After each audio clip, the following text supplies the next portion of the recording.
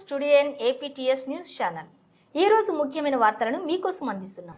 గ్రామంలో జిల్లా పరిషత్ పాఠశాలలో హజాజ్ అహ్మద్ అనే వ్యక్తిని విద్యార్థులందరూ కూడా కొట్టి చంపేశారు స్కూల్లో. ఇలాంటి ఘటనను మనము ఆంధ్ర రాష్ట్రంలోనే కాదు మరెక్కడా కూడా చూసుండం. ఒక స్కూల్లో పట్టపగలు విద్యార్థులందరూ కూడా ఇలాంటి దాడి చేసి ఒక టీచర్ని హత్య చేస్తే దానికి సంబంధించి ప్రభుత్వం కానీ ఎక్కడా కూడా సరైనటువంటి స్పందన లేదు. ఆ కుటుంబాన్ని ఓదార్చడం కానీ ఆ కుటుంబంలో ఉన్నటువంటి వారి సతీమణికి ఏదైనా ఒక భరోసాను కల్పించేలాగా ఎక్కడా కూడా ప్రభుత్వం నుంచి ఒక చిన్న సాయం కూడా కనిపించలేదు. ఇది అత్యంత దురదృష్టకరం.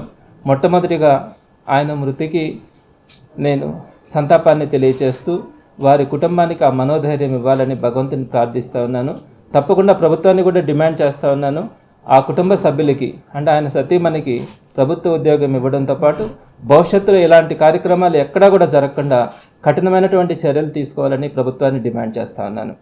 ఇది నా మొట్టమొదటి పాయింట్. అయితే ఇకపోతే రెండవది, నిన్నటి రోజున ప్రభుత్వం భారీ ఎత్తున మెగా పీటీఎం నిర్వహించిన విషయం అందరికీ కూడా తెలిసిందే. ప్రభుత్వ పాఠశాలలన్నీ మీ అందరికీ తెలిసిందే. పురాతన కాలం నుంచి కూడా గురువుకి ఎంత ప్రాధాన్యత ఉన్నదన్నది అందరూ కూడా గురు బ్రహ్మ గురు విష్ణు గురుదేవో మహేశ్వర గురు సాక్షాత్ పరబ్రహ్మ తస్మై శ్రీ గురువే నమః. ఇది ప్రతి ఒక్కరికి కూడా తెలిసిందే. చిన్నప్పటి నుంచి కూడా గురువుకి అంత ప్రాధాన్యతని అందరూ కూడా ఇస్తూ ఉంటారు. మరి ఇటీవల కాలంలో చూస్తే గురువు పాత్ర, గురువుని ఎంత చులకన చేస్తూ ఉన్నారన్నది మీ అందరికీ కూడా అర్థమవుతుంది. గత వారంలో రాయచోటిలో కొత్తపల్లె గ్రామంలో జిల్లా పరిషత్ పాఠశాలలో హజాజ్ అహ్మద్ అనే వ్యక్తిని విద్యార్థులందరూ కూడా కొట్టి చంపేశారు స్కూల్లో. ఇలాంటి ఘటనను మనము ఆంధ్ర రాష్ట్రంలోనే కాదు మరెక్కడా కూడా చూసుండం. ఒక స్కూల్లో పట్టపగలు విద్యార్థులందరూ కూడా ఇలాంటి దాడి చేసి ఒక టీచర్ని హత్య చేస్తే దానికి సంబంధించి ప్రభుత్వం కానీ ఎక్కడా కూడా సరైనటువంటి స్పందన లేదు. ఆ కుటుంబాన్ని ఓదార్చడం కానీ ఆ కుటుంబంలో ఉన్నటువంటి వారి సతీమణికి ఏదైనా ఒక భరోసాను కల్పించేలాగా ఎక్కడా కూడా ప్రభుత్వం నుంచి ఒక చిన్న సాయం కూడా కనిపించలేదు. ఇది అత్యంత దురదృష్టకరం. మొట్టమొదటిగా ఆయన మృతికి నేను సంతాపాన్ని తెలియచేస్తూ వారి కుటుంబానికి ఆ మనోధైర్యం ఇవ్వాలని భగవంతుని ప్రార్థిస్తూ ఉన్నాను. తప్పకుండా ప్రభుత్వాన్ని కూడా డిమాండ్ చేస్తూ ఉన్నాను. ఆ కుటుంబ సభ్యులకి అంటే ఆయన సతీమణికి ప్రభుత్వ ఉద్యోగం ఇవ్వడంతో పాటు భవిష్యత్తులో ఇలాంటి కార్యక్రమాలు ఎక్కడా కూడా జరగకుండా కఠినమైనటువంటి చర్యలు తీసుకోవాలని ప్రభుత్వాన్ని డిమాండ్ చేస్తూ ఉన్నాను. ఇది నా మొట్టమొదటి పాయింట్. అయితే ఇకపోతే రెండవది, నిన్నటి రోజున ప్రభుత్వం భారీ ఎత్తున మెగా పీటీఎం నిర్వహించిన విషయం అందరికీ కూడా తెలిసిందే. ప్రభుత్వ పాఠశాలలన్నిటిలో కూడా పేరెంట్ టీచర్ మీటింగ్స్ని నిన్న మెగా పేరెంట్ టీచర్ మీటింగ్స్ని కండక్ట్ చేసింది. కానీ వాటన్నింటినీ కూడా మీరు కనుక గమనిస్తే అది పీటీఎం ఎలా కనిపించిందంటే పబ్లిసిటీ టీడీపీ మీటింగ్ లాగా కనిపించింది. అసలు గతంలో కూడా ఎప్పుడూ కూడా ఈ పేరెంట్ టీచర్ మీటింగ్స్ జరుగుతూ ఉన్నాయి. ప్రతి 2 నెలలకు ఒకసారి ప్రభుత్వ పాఠశాలలో జరుగుతూ ఉన్నాయి. కనీసం సంవత్సరానికి 2 సార్లు అయినా కూడా తప్పనిసరిగా పేరెంట్ టీచర్ మీటింగ్స్ పెట్టేవాళ్ళు. అందులో ఏం డిస్కషన్స్ చేసేవాళ్ళు, స్టూడెంట్స్ యొక్క క్యాపబిలిటీ ఎలా ఉంది, స్టూడెంట్స్ ప్రోగ్రెస్ ఎలా ఉంది, స్టూడెంట్ని మనం ఎలా డెవలప్ చేసుకోవాలి, అలానే పేరెంట్ నుంచి ఫీడ్బ్యాక్ తీసుకోవడం, స్టూడెంట్ ఇంటి దగ్గర ఎలా చదువుతున్నారు, ఇలాంటి విషయాలన్నింటినీ కూడా ఆ పీటీఎంలో చర్చించేవాళ్ళు. టీచర్స్ పేరెంట్స్తో చర్చించేవాళ్ళు. పేరెంట్స్ కమిటీ వాళ్ళు కూడా దానికి అటెండ్ అయ్యేవాళ్ళు. అలా ఒక మంచి వాతావరణంలో ఈ పీటీఎంలో జరిగినాయి. అది అందరికీ కూడా తెలుసు. రెగ్యులర్గా ఎవ్రీ ఇయర్ కూడా 2 times జరిగేటివి. అయితే నిన్నటి రోజున పీటీఎంలు కూడా నిర్వహించారు. అయితే ఈ పీటీఎంలో కనుక మీరు గమనించినట్లయితే పేరెంట్స్ టీచర్స్ కంటే కూడా పొలిటికల్ లీడర్సు, టీడీపీ లీడర్సు భారీ స్థాయిలో ఈ పీటీఎంలకు అటెండ్ అయినారు. మీరందరూ కూడా గమనిస్తే ఒక విషయం మీకు అందరికీ తెలిసే ఉంటుంది. 9 to 1 4 hours టైంలో ఈ ఈవెంట్ను జరపమని స్టేట్ గవర్నమెంట్ ఆర్డర్స్ ఇచ్చింది. అందరూ అటెండ్ అయ్యేటప్పటికి 11 o'clock అయింది. ఈ పొలిటీషియన్స్ కానీ చాలా దగ్గరలో మీరు కానీ తీసుకుంటే 11 o'clock అయింది అటెండ్ అయ్యేటప్పటికి. ఆ తర్వాత 1 o'clock క్లోజ్ చేయాలి. 2 hours. ఈ 2 hoursలో వచ్చిన పొలిటీషియన్స్ వాళ్ళ యొక్క ఉపన్యాసాలు, ప్రసంగాలు మినహా ఎక్కడా కూడా స్టూడెంట్స్కి బెనిఫిట్ అయ్యేలాగా పేరెంట్ టీచర్ మీటింగ్లో నిర్వహించాల్సినటువంటి ఆ ప్రోగ్రెస్ డిస్కషన్స్ కానీ, స్టూడెంట్ యొక్క క్యాపబిలిటీని మనం అక్కడ చర్చించడం కానీ, పేరెంట్ యొక్క ఫీడ్బ్యాక్ని తీసుకోవడం కానీ ఎక్కడా కూడా ఈ మీటింగ్లో మీకు కనిపించదు. కేవలం ఈ పొలిటీషియన్స్ ప్రసంగాలు, వారు చేస్తున్నటువంటి కార్యక్రమాలన్నింటినీ కూడా చెప్పుకోవడానికి చూసుకోవడానికి ఈ పీటీఎంని స్కూల్స్ వెన్యూస్ని ఉపయోగించుకోవడం అన్నది చాలా దురదృష్టం. ఇలాంటి ఘటనలు ఎప్పుడు కూడా ఎక్కడ కూడా చూడం. నేను నారాయణ గారిని ఒకటి అడుగుతా ఉన్నాను, ఆయనకి స్కూల్స్ ఉన్నాయి, కొన్ని వేల సంఖ్యలో స్కూల్స్ ఆయన మెయింటైన్ చేస్తూ ఉన్నారు. ఎక్కడైనా కూడా పీటీఎంఎల్ని ఈ విధంగా నిర్వహించినటువంటి చరిత్ర ఎక్కడైనా ఉందా? ఆయన కూడా ఒకసారి మనసాక్షి కనుక ఆలోచిస్తే ఖచ్చితంగా పూర్తిగా కూడా ఈ పీటీఎంలు ఇలా నిర్వహించడం, ఇలాంటి మెగా పీటీఎంలు నిర్వహించడం అన్నది పూర్తిగా ఫెయిల్యూర్ అని మీ అందరికీ కూడా తెలుస్తుంది. అదేవిధంగా నిన్న పూర్వ విద్యార్థుల విజయగాథలు, రంగవల్లులు, టగ్ ఆఫ్ వార్, పాటలు, నృత్యాలు, సైబర్ అవగాహనలు ఇవన్నీ కూడా మేము కండక్ట్ చేస్తాం ఈ 4 గంటల్లో అని చెప్పడం కూడా హాస్యాస్పదం. ఎక్కడా కూడా పాసిబుల్ కాల. పొలిటికల్ మీటింగ్స్ తప్ప ఎక్కడా కూడా పాసిబుల్ కాల. మీకు ఇంకొక విషయం కూడా చెప్తా ఉన్నాను. ఈ పీటీఎంఎల్ నిర్వహించేదానికి ప్రతి స్కూల్ నుంచి కూడా 13 కమిటీలు వేయమని చెప్పి వాళ్ళు చెప్పారు. పైనుంచి 13 కమిటీస్ వేయమన్నారు. మీ అందరికీ కూడా ఆ కమిటీస్ లిస్ట్ కూడా ఇస్తాను. ప్రతి స్కూల్లో కూడా ఆ కమిటీస్ ఏంటంటే ఆహ్వాన కమిటీ, స్వాగత కమిటీ, స్టేజ్ కమిటీ, సాంస్కృతిక committee, food committee, publicity committee, decoration committee, food, సుందరీకరణ, ఇలాంటి మొత్తం 13 కమిటీలని టీచర్స్ ద్వారా ఆ కమిటీలని వేయమని చెప్పి గవర్నమెంట్ ఆర్డర్స్ ఇచ్చింది. నేను ఒకటి అడుగుతా ఉన్నాను, మొత్తం 45,000 స్కూల్స్ రాష్ట్రంలో ఉంటే సుమారుగా 9,200 స్కూల్స్ సింగిల్ టీచర్స్ ఉన్నారు, ఒకే టీచర్ ఉన్నారు. సుమారుగా 8,000 స్కూల్స్లో 2 టీచర్స్ ఉన్నారు. 10 మంది కంటే ఎక్కువ ఉండే స్కూల్స్ కేవలం 10% కూడా ఉండవు. అలాంటి సందర్భంలో 13 కమిటీలు టీచర్స్తో వేసి ఈ మెగా పీటీఎంఎల్ నిర్వహించడం సాధ్యమా? ఇది మీ అందరికీ కూడా అర్థమవుతుంది కదా ఎంత అవాస్తవము, ఇది ఎంత పబ్లిసిటీ కోసం చేస్తున్నటువంటి నిర్వహణ అన్నది. 13 కమిటీలు ఎక్కడైనా వేస్తారా? అవకాశం ఉందా? గవర్నమెంట్ స్కూల్స్లో అంతమంది టీచర్స్ ఉన్నారా? సింగిల్ టీచర్స్, 2 టీచర్స్, 3 టీచర్స్ ఉండే స్కూల్స్ 80% ఉన్నప్పుడు ఈ 13 కమిటీలు ఎలా సాధ్యమవుతాయి? ఎలా ఈ ఈవెంట్ని, మెగా ఈవెంట్ని ఎలా నిర్వహించగలం? అసలు నిర్వహించినా కూడా ఇది సాధ్యమా? స్టూడెంట్స్కి ఏమాత్రమైనా బెనిఫిట్ ఉందా? పేరెంట్స్కి ఏమైనా కమ్యూనికేట్ చేయగలుగుతా ఉన్నామా? ఇవన్నీ కూడా విద్యా వ్యవస్థని మనం తప్పుదారి పట్టించే విధంగా ఉన్నాయి. కానీ విద్యా వ్యవస్థకి ఎక్కడో కూడా మంచి జరిగే పరిస్థితి కనిపించట్లా. ఎక్కడో కొన్ని దగ్గరలో మంత్రులు పెద్ద పెద్ద స్కూల్స్ని చూసుకొని ఆ స్కూల్స్కి వెళ్ళి అక్కడ ఏదైతే గతంలో నాడు నేడు ద్వారా కానీ అన్నీ కూడా డెవలప్ చేస్తున్నారో ఆ స్కూల్స్కి వెళ్ళి అక్కడ ఒక 10 రోజుల పాటు డిఈఓలంతా హడావిడి హంగామా చేసి అక్కడ కొంచెం ఏదన్నా నిర్వహించడానికి ప్రయత్నించినారే తప్ప మిగిలిన అన్ని స్కూల్స్లో కూడా మోస్ట్లీ 90% అబౌవ్ స్కూల్స్ అన్నింటిలో కూడా ఈ మెగా ఈవెంట్ అన్నది ఒక పెద్ద హాస్యాస్పదమైనటువంటి ఇదిగా మీ అందరూ కూడా గమనించి ఉంటారు.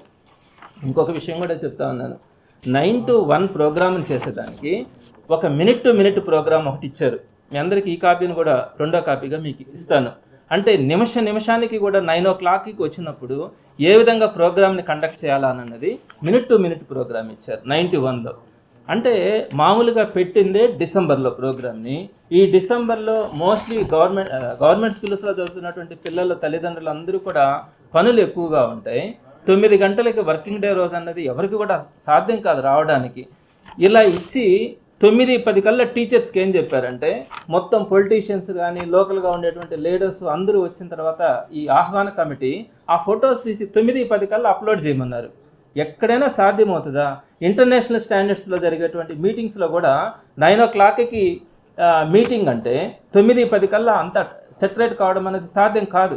మరి 9:10 కల్లా ప్రోగ్రామ్ని అప్లోడ్ చేయమని చెప్పడం, మినిట్ టు మినిట్ ప్రోగ్రామ్ని ఇవన్నీ కూడా కండక్ట్ చేయమని చెప్పడం, వీటిల్లో అన్నింటిలో కూడా గేమ్స్, పిల్లలకు సంబంధించినటువంటి అన్ని కార్యక్రమాలని 1 o'clock కల్లా క్లోజ్ చేసి చేయమంటే టీచర్స్ ఎంత టెన్షన్ పడ్డారంటే గత వారం రోజుల నుంచి 4 రోజుల ముందుగా వాళ్ళకందరూ కూడా ప్రోగ్రెస్ రిపోర్ట్స్ ఇచ్చారు. వాటిని ఏం చెప్పారంటే ముందుగా ప్రింటెడ్ ఫార్మాట్లు ఇస్తామన్నారు. ఎంటీవి ఇచ్చి మళ్ళీ వాళ్ళు మార్క్స్ మేము ఆన్లైన్లో పెట్టున్నాం స్టూడెంట్స్ది, అవన్నీ కూడా అప్లోడ్ చేసి మాన్యువల్గా అవన్నిటిని కూడా రాసి స్టూడెంట్స్కి ఇవ్వమన్నారు. అసలు ఏ టీచర్ కూడా పాసిబుల్ కాదు. వాటన్నింటిని కూడా సర్వర్ డౌన్స్ అయినాయి. వాటన్నింటిని కూడా మార్క్స్ని చూసి పిల్లలకి ఇవ్వడం అన్నది కూడా సాధ్యం కాదు. మరి ఇలాంటి పరిస్థితుల్లో ఏంటిది మినిట్ టు మినిట్ ప్రోగ్రామ్ ఏంటి? 4 అవర్స్లో ఇవన్నీ చేయడం ఏంటి? పొలిటీషియన్స్ అంతా వెళ్ళి స్కూల్స్లోకి వెళ్ళి ఉపన్యాసాలు ఇవ్వడం ఏంటి? దీన్ని పేరెంట్ టీచర్ మీటింగ్ అనడం ఏంటి? దీనివల్ల స్టూడెంట్కి పేరెంట్కి ఏ విధంగా మంచి జరుగుతుందన్నది ప్రభుత్వం ఒక్కసారిగా ఆలోచించుకోవాలి. అదేవిధంగా అసలు నేను ప్రధానంగా ఒక పాయింట్ అయితే చెప్తాను. అసలు ఏం చేశారు ప్రస్తుత గవర్నమెంట్ ఎడ్యుకేషన్కి సంబంధించి? ఏం చేశాం? అదే వైఎస్ఆర్సీపీకి వచ్చేటప్పటికి మీకు అందరికీ తెలుసు, నాడు నేడు ద్వారా మనం చదువుకునేటప్పుడు గవర్నమెంట్ స్కూల్స్ ఎలా ఉన్నాయి. ఈ రోజు మనం కనుక గవర్నమెంట్ స్కూల్స్ని తీసుకుంటే, మీరు నిన్న మినిస్టర్స్ వెళ్ళినటువంటి స్కూల్స్ తీసుకోండి, వాళ్ళు వెళ్ళి డస్కుల మీద కూర్చున్నారు, వెనకాల బోర్డ్స్ ఉన్నాయి, ఐఎఫ్పి ప్యానల్ బోర్డ్స్ ఉన్నాయి. ఇవన్నీ కూడా ఎవరు చేశారు? ఎవరి టైంలో ఇవన్నీ కూడా పాసిబుల్ అయింది? 100 సంవత్సరాలు ముఖ్యమంత్రిగా చంద్రబాబు గారు ఉన్నా కూడా ఇవన్నీ కూడా చేయలేని పరిస్థితి. జగన్మోహన్ రెడ్డి గారు కేవలం 2 years కోవిడ్ ఉన్నప్పటికీ కూడా ఈ 3 సంవత్సరాల్లోనే గవర్నమెంట్ విద్యా వ్యవస్థని అద్భుతంగా తీర్చిదిద్దాడు. మీకు అందరికీ తెలుసు, నాడు నేడుతో పాటు స్టూడెంట్స్ అందరికీ కూడా ఒక క్వాలిటీ ఉండాలా అన్న ఆలోచనతో విద్యా కానుక, మంచి షూస్, బెల్ట్, బుక్స్, వాళ్ళకందరికీ కూడా యూనిఫామ్స్ కానీ చక్కగా ఇవ్వడం కానీ, అలానే మంచి మెనూతో మిడ్ డే మీల్స్, ప్రతి స్టూడెంట్ కూడా సగర్వంగా ఉండేటట్టుగా, ఇంటర్నేషనల్ స్టాండర్డ్స్ ధీటుగా ఉండేటట్టుగా వాళ్ళకి ఉచితంగా ట్యాబులు ఇవ్వడం కానీ, ఐఎఫ్పి ప్యానల్ బోర్డ్స్, ఒక్కొక్క బోర్డు ఖరీదు 1,50,000 రూపాయల ఖరీదుతో ఒక్కొక్క ఐఎఫ్పి ప్యానల్ బోర్డ్స్ ఇవ్వడం కానీ, స్మార్ట్ టీవీలు ఇవ్వడం కానీ, టోఫెల్ శిక్షణ, అంటే గవర్నమెంట్ స్కూల్లో చదువుతున్నటువంటి స్టూడెంట్ ఇతర దేశాల్లో కూడా ఎగ్జామ్స్ రాయగలిగేటట్టుగా వాళ్ళకి చిన్న వయసు నుంచే టోఫెల్ మీద వాళ్ళకి తర్ఫీదునివ్వడం కానీ, ఇంగ్లీష్ మీడియం తీసుకురావడం, సిబిఎస్ఈ సిలబస్ని ఇంట్రడ్యూస్ చేయడం, కొన్ని స్కూల్స్లో ఐబీ సిలబస్, ఇంటర్నేషనల్ సిలబస్ని ఇంట్రడ్యూస్ చేయడం, ప్రతి స్కూల్లో కూడా ఆర్ఓ సిస్టమ్. ఒకప్పుడు పిల్లలు కానీ మహిళలు కానీ టీచర్స్ వాళ్ళందరూ కూడా తాగడానికి మంచినీళ్ళు ఉండేటివి కాదు. అలాంటిది ఈరోజు చక్కగా ఆర్ఓ సిస్టమ్స్ పెట్టడం కానీ, ప్రతి క్లాస్లో కూడా ఫ్యాన్స్, లైట్స్, కాంపౌండ్ వాళ్ళు, పెయింటింగ్స్, మంచి టాయిలెట్స్, ఇలా అద్భుతంగా సుమారుగా 75,000 కోట్ల రూపాయలు ఖర్చు పెట్టి గవర్నమెంట్ ఎడ్యుకేషన్ సిస్టమ్ని అద్భుతంగా తీర్చిదిద్దినటువంటి ఘనత వైఎస్ జగన్మోహన్ రెడ్డి గారిది. మరి ఏం చేశాం? ఈరోజు టీడీపీ గవర్నమెంట్ హయాంలో మనం ఏం చేశాం? మీకు ఒక్క విషయం గుర్తుపెట్టుకోవాలి, ఏం చేయకపోయినా పర్లేదు కానీ ఉన్న వాటిని అస్తవ్యస్తం చేస్తూ ఉన్నాం. ప్రధానంగా నాడు నేడు, ఈ నాడు నేడులో పెండింగ్ పనులు ఉన్నాయి, ఎక్కడి దాకో పనుల. మన కేఎన్ఆర్ మున్సిపల్ స్కూల్ విషయం తీసుకోండి, పెండింగ్ పనులు అలానే ఉన్నాయి. ఏమైంది? అసంపూర్తిగా ఉన్నందువల్ల పిల్లలు అక్కడికి వెళ్ళి ఆడుకుంటామంటే వాటిని పట్టుకుని దాని మీద పైన పడి చనిపోవడం, ఇలాంటి ఘటనలు ఎన్ని జరిగినాయో తెలుసా? మీరు ఒక్కసారి కనుక చూస్తే నాడు నేడు ద్వారా పెండింగ్లో ఉన్నటువంటి పనుల ద్వారా అనేకమైనటువంటి ప్రమాదాలు ఈరోజు జరుగుతూ ఉన్నాయి. మరి ఈరోజు వాటిని కంప్లీట్ చేయడానికి ఎంతో కష్టపడి వైఎస్ జగన్మోహన్ రెడ్డి గారు నాడు నేడులో చాలా వరకు కంప్లీట్ చేస్తే, పెండింగ్లో ఉన్నటువంటి పనుల్లో ఈరోజు కనీసం 6 నెలలైనా కూడా 1 ఇంచు కూడా పనులు వాటిల్లో కూడా మనం పూర్తి చేయలేకపోయినాం. దానివల్ల ఈరోజు ప్రమాదాలు ఎక్కువ అవుతూ ఉన్నాయి. అలానే మీకు అత్యంత ఘోరమైనటువంటి విషయం కూడా చెప్తాను, ప్రతి స్కూల్లో కూడా ఆర్ఓ సిస్టమ్స్ మనం పెట్టాం. చక్కగా పిల్లలకు కానీ టీచర్స్కి కానీ మంచినీళ్ళు ఉండాలా అని. ఈరోజు మీరు కనుక్కోండి, సమగ్ర శిక్షలకు వెళ్ళి మీరు ఒక ఎంక్వైరీ చేయండి, 50% ఆర్ఓ సిస్టమ్స్ అన్నీ కూడా రిపేర్లో ఉన్నాయి. కనీసం వాటిని రిపేర్ చేసే పరిస్థితి కూడా లేదు. వాటన్నిటిని కూడా మూలపడేశారు. కొద్ది రోజులైతే ఖచ్చితంగా ఇంకా పనికిరావు, ఆర్ఓ సిస్టమ్స్ అవి కూడా పనికొచ్చే పరిస్థితి ఉండదు. మళ్ళీ మొదటికి వచ్చింది పరిస్థితి. అలానే ఐఎఫ్పి ప్యానల్ బోర్డ్స్ రిపేర్లు వచ్చినాయి, వాటిల్ని రిపేర్ చేయించట్లా, వాటిల్ని పక్కన పెట్టేశాము. ట్యాబుల్ రిపేర్లు వస్తే ట్యాబుల్ రిపేర్లు చేయించట్లా. వాష్రూమ్ మెయింటెనెన్స్ అది పూర్తిగా ఆగిపోయింది. టోఫెల్ శిక్షణ ఆపేశారు, సిబిఎస్ఈని ఆపేశారు. తలుపులు కిటికీలు వస్తే నాడు నేడు ద్వారా కనీసం వాటిని ఫిట్ చేసుకునేదానికి చాలా మినిమం వర్క్ అనమాట అది. అలా కూడా ఈరోజు మనం తలుపులు కిటికీలు కొన్ని స్కూల్స్కి వస్తే వాటిని కూడా బిగించుకోకుండా మనం పక్కన పెట్టేశాం. అంటే ఎక్కడికి వెళ్తున్నాం? ఇన్ని వేల కోట్ల రూపాయలు ప్రజాధనాన్ని మనము గవర్నమెంట్ ఇన్స్టిట్యూషన్స్ డెవలప్మెంట్ కోసం జగన్మోహన్ రెడ్డి గారు కష్టపడితే ఈరోజు వాటన్నింటినీ కూడా మూలపడేసి ఈరోజు ఆర్భాటంగా ఈ మెగా పీటీఎంల పేరుతో ఒక పబ్లిసిటీ కోసం చేసుకోవడం హాస్యాస్పదం అనిపించట్లేదా? చాలామంది బాధపడుతూ ఉన్నారు. అదేవిధంగా ఇంకొక విషయం కూడా నేను మీకు తెలియజేస్తా ఉన్నాను. ఒక మేనిఫెస్టో ఇచ్చారు. ఈ మేనిఫెస్టోలో ఎన్ని రాశారు? నేను మిగతా వాటి గురించి మాట్లాడట్లా, నేను ఎడ్యుకేషన్ సిస్టమ్ గురించి మాట్లాడుతూ ఉన్నాను. ఏ రాశారు దీంట్లో? టీచర్స్ అందరికీ కూడా మీకు 117 జీవో రద్దు చేస్తాం, టీచర్ నెంబర్ పెరుగుతుంది, కొత్త డిఎస్సీని ఏర్పాటు చేస్తామన్నారు. 117 జీవోని దీంట్లో మెన్షన్ చేశారు. మీరు 117 జీవోని రద్దు చేస్తామని చేశారా? చేసే ఆలోచన ఉందా? కనీసం ఆ మాట చెప్తా ఉన్నారా? 117 జీవో రద్దు చేస్తామని. ఇంకేం చెప్పారు? దీంట్లోనే రాశారు, మంచి ఐఆర్ని వెంటనే ఇస్తామని చెప్పి రాశారు. పిఆర్సీ ఇస్తామన్నారు. ఎక్కడైనా దాని గురించి కనీసం ఈరోజు ఒక కమిటీ వేశారా? ఒక పిఆర్సీ గురించి ఒక కమిటీ వేశారా? జగన్మోహన్ రెడ్డి గారు ఆ రోజు రాగానే 2019లో వెంటనే ఐఆర్ ఇచ్చాడు కదా, మళ్ళీ డిఏలు కూడా కొన్ని పెండింగ్లో ఉంటే ఇచ్చారు కదా, ఇంకా ఉన్నాయి, నేను ఒప్పుకుంటున్నాను. మీరేం చెప్పారు? రాగానే ఒక మంచి ఐఆర్ ఇస్తానని చెప్పినారు. ఆయన ఇస్తే ఈరోజు మీరు ఇచ్చారా? ఇవ్వలేదు, ఐఆర్ ఇవ్వలేదు. పిఆర్సీ గురించి కమిటీలు లేవు. పెండింగ్లో ఉన్న డిఎల్ అన్నింటిని ఇస్తానన్నారు, దాని గురించి ఆలోచన లేదు. అంతేకాకుండా మనం కాంట్రాక్ట్ ఎంప్లాయీస్ని రెగ్యులర్ చేశాం. అన్ని డిపార్ట్మెంట్స్ అయింది. ఎడ్యుకేషన్ డిపార్ట్మెంట్ ఒక టెక్నికల్ ప్రాబ్లం వల్ల ఆగింది. సుమారుగా అన్ని ప్రాసెస్లు కంప్లీట్ చేసినాం. అసెంబ్లీలో కానీ కౌన్సిల్లో కానీ అన్నింటినీ కూడా ఆమోదం పొందింది క్యాబినెట్ అయిన తర్వాత. సో ఈరోజు 10,700 మంది కాంట్రాక్ట్ ఎంప్లాయీస్ అందరూ కూడా మనము 90% పని చేస్తే ఆ పెండింగ్ పని కనుక 10% కంప్లీట్ చేస్తే వారందరి జీవితాలు 25 సంవత్సరాల తర్వాత వారందరినీ రెగ్యులర్ చేసినటువంటి అవకాశం మనకు కలిగి ఉండేది. ఈరోజు ఆ 10,700 మంది కాంట్రాక్ట్ ఎంప్లాయీస్ని రోడ్డును పడేశారు. కనీసం వాళ్ళు వెళ్ళి అడుక్కుంటా ఉన్నారు, మమ్మల్ని రెగ్యులర్ చేయండి. ఆల్మోస్ట్ 90% అయిపోయింది, క్యాబినెట్లో అప్రూవల్ అయింది, అసెంబ్లీలో అది అప్రూవల్ అయింది, కౌన్సిల్లో అయింది, జీవో వచ్చింది, మొత్తం ప్రాసెస్ అయింది. ఈరోజు మమ్మల్ని రెగ్యులర్ చేయండి అని చెప్పి వాళ్ళు అడుక్కుంటా ఉంటే కనీసం ఆ మాటకు వాళ్ళు చెప్పారు, ఇది మా మేనిఫెస్టోలో లేదు కదా అని అన్నారు.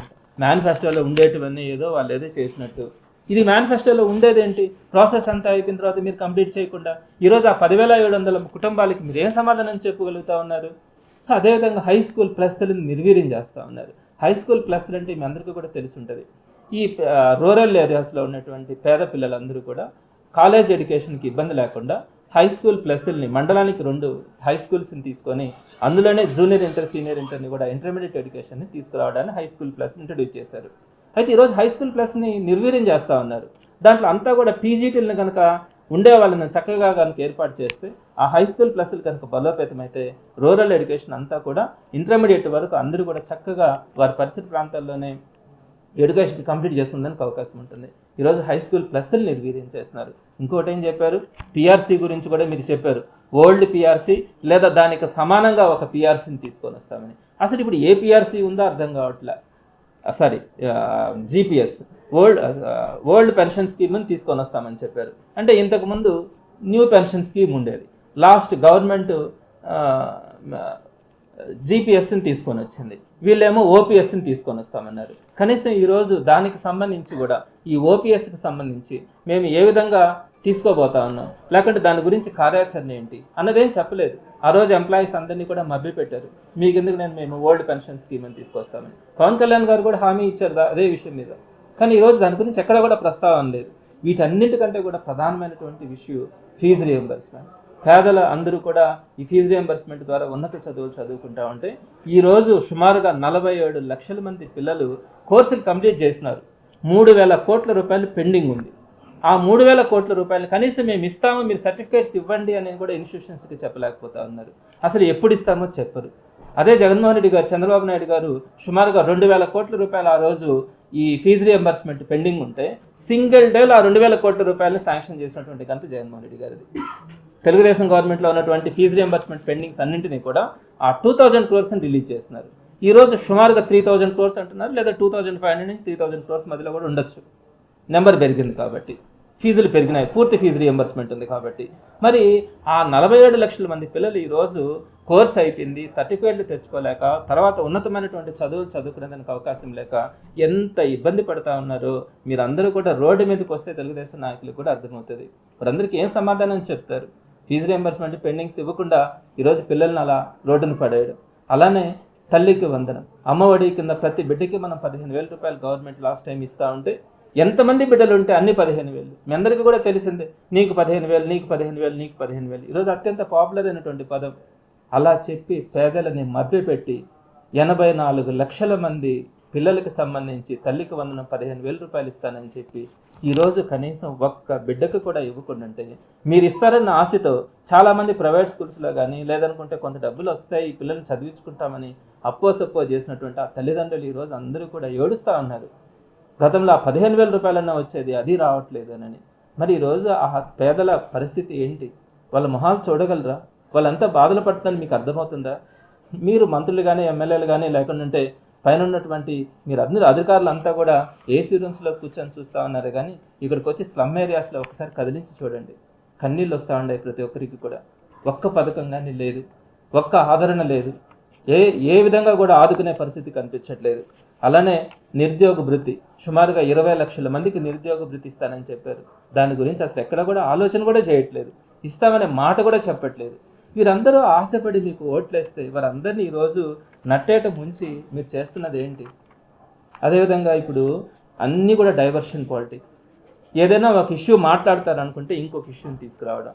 ఈరోజు ఎడ్యుకేషన్ సిస్టమ్ గురించి ఇన్ని సమస్యలు ఉన్నప్పుడు వీటన్నింటినీ డైవర్షన్ చేయడానికి నిన్న జరిగినటువంటి ఈ పేరెంట్ టీచర్ మీటింగ్ని అట్టహాసంగా దానికి ఏదో ఒక పెద్ద పబ్లిసిటీ ఇచ్చి జరుపుకోవడమే తప్ప ఎక్కడ కూడా చిత్తశుద్ధి లేదు. మనం మంచి చేస్తూ ఉన్నాం, టీచర్స్కి మంచి చేసాం, స్టూడెంట్స్కి మంచి చేసాం, పేరెంట్స్కి మంచి చేసాం. ఎక్కడ ఏ విధంగా చెప్పగలరు, ఏం చేశారని చెప్పగలరు, ఎందుకు మనము వారందరితో కూడా ఇంటరాక్ట్ కావడానికి మీరందరూ ఎమ్మెల్యేలు మంత్రులు ఉత్సాహం చూపించినారు? ఆ గవర్నమెంట్ స్కూల్స్కి మీరు చేసింది ఏంటి? ఒక్కసారి మీరు ఆత్మ పరిశీలన చేసుకోమని నేను అడుగుతా ఉన్నాను. సో కాబట్టి ప్రజలందరూ కూడా చూస్తూ ఉన్నారు, మీరు సమాధానం చెప్పాలి. ఇప్పటికన్నా కూడా మించిపోయింది లేదు, ఇంకా 4.5 సంవత్సరం ఉంది. ఈ కాలంలో మీరు ఏదైతే హామీలు ఇచ్చినారో, ఏదైతే విద్యా వ్యవస్థ గురించి మీరు ఏదైతే మాటలు చెప్పినారో వాటన్నింటినీ కూడా నెరవేరుస్తారని నేను ప్రభుత్వానికి తెలియచేస్తా ఉన్నాను. ఇవి చేయకపోతే వైఎస్ఆర్సీపీ తరఫున తప్పకుండా ఒక అజిటేషన్ తీసుకురావడం కానీ పేదల పక్షాన నిలబడి పోరాడడం కూడా జరుగుతుందని మీ ద్వారా అందరికీ కూడా తెలియజేస్తా ఉన్నాను.